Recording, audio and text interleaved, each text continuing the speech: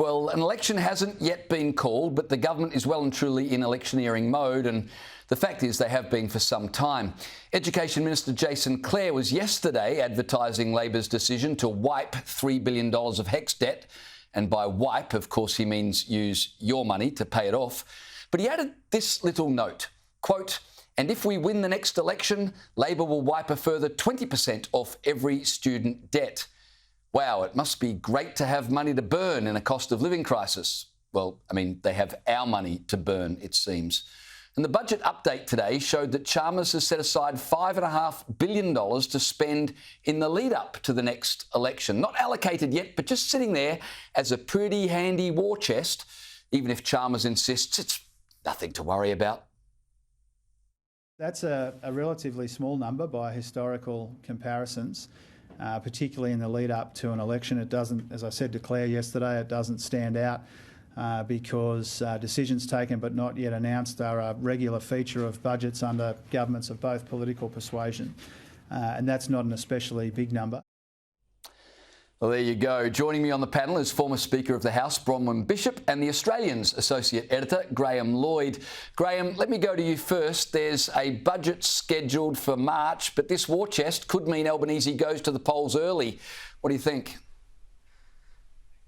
Well, it certainly could, James. I think what you would say from the numbers that were there in the mid-year review today was that it's probably unlikely there will be another budget, that this is it before the government goes to an election. Jim Chalmers, you know, I must blush, $5 billion is not a great deal of money to have put in the kitty for election largesse.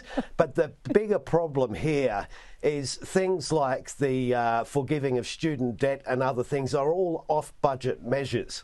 And as we've heard earlier, it's those off-budget spending that are pushing the deficit out to extraordinary levels in the forward estimates. It's something that is sort of muddied the way the budget is compiled, and spending that's great largesse is not being properly reflected as it otherwise has been.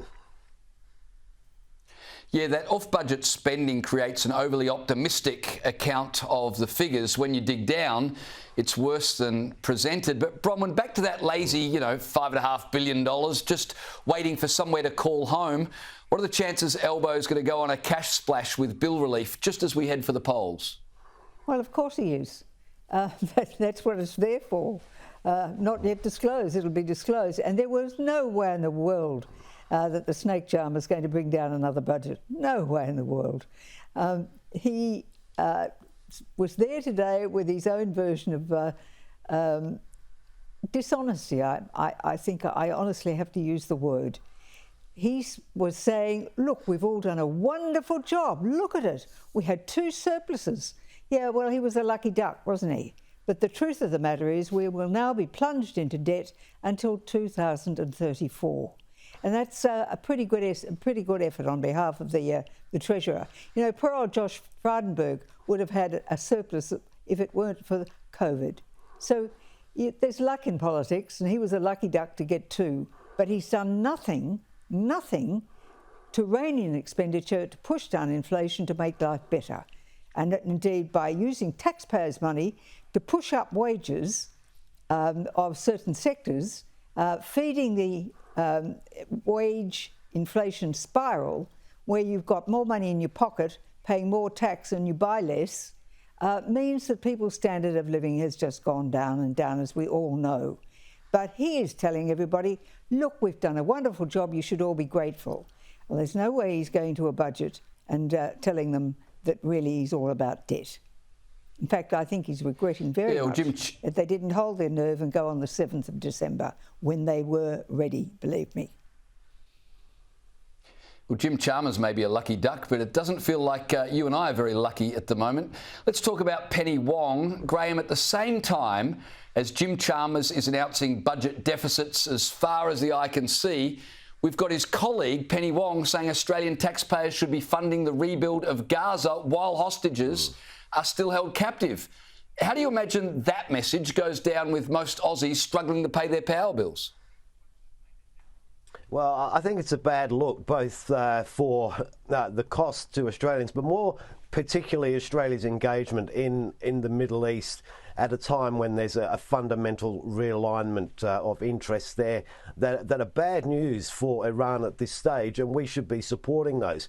But instead, the message that's being sent is one where we are hostile to our great ally in the region, in Israel, at a time where Israel is starting to call out the fair weather friends, if you like. It's withdrawn its embassy from Ireland, and it's come on the front foot with Australia and said, look, you're abandoning us at our time of need. Now, the unfortunate thing is that the Foreign Minister will probably wear that as a badge of honour. It's hard to see that that Penny Wong is sympathetic in any way to the Israeli government, and that's an unfortunate position for the nation. To commit to a rebuild of Gaza at this point in time, it's just too early. There will come a time when rebuilding is necessary, but we're not there yet. Indeed. I'm not sure we've had a worse foreign minister than Penny Wong. Look, before I let either of you go, I want to talk about Christmas, because it's only a week away, but the Christmas Grinch is well and truly alive. Get this, a Melbourne council is refusing to use the word Christmas. Darebin Council is apparently decided, you know what, we're going to use this slogan, Darebin celebrates. And if that wasn't enough, this council have also reduced the height of their Christmas tree to save on plastic. But here's what I find strange. Darebin Council, Bronwyn, they don't want to use the word Christmas, but check out this same council's Facebook post during Ramadan last year. Ramadan Karam, they wrote, a peaceful and happy Ramadan to all in our community who observe this special month of reflection, prayer and connection. You might like to visit the Islamic Museum of Australia for a special school holiday activity where children can learn about the 5 pillars of Islam and create their own home 5 pillars cube. The Darebin Council say they're celebrating Christmas, but they've been unfairly criticised. They're going to talk about Darebin celebrates and festive season, just not using the word Christmas. Bronwyn, what on earth is going on in our country? Well, James, I took a look at what other councils are doing down in Melbourne, and they're doing the right thing and celebrating Christmas, which is our culture. I took a look at what the voting pattern was at the last election for the mayor of this council, and she only got 27% of the primary vote. She is only representing, only 27% of people thought she was worth electing, and then the council made her mayor. So she's right out of step. She's not supported by the majority in her ward. She is a person who is not seeing that the wokeism that had infected this country like a disease is starting to get a cure and starting to disappear. And I think she should be given no attention at all. Just feel sorry for the people who elected her, even on 27%, and then the preferences flowed. And celebrate with those councils who are doing the right thing and having Christmas well and truly celebrated as it should be, as the birth of Christ.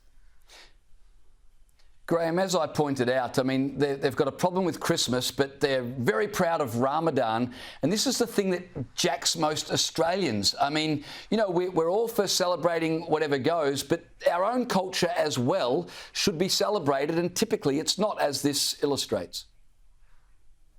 Yeah, look, it's a pretty grinchy thing, is it, to be ashamed, if you like, of your own culture, and we see far too much of it. In this, I think there's also a bigger thing, like how much do we want our councils to be spending on celebrating festivals of any sort?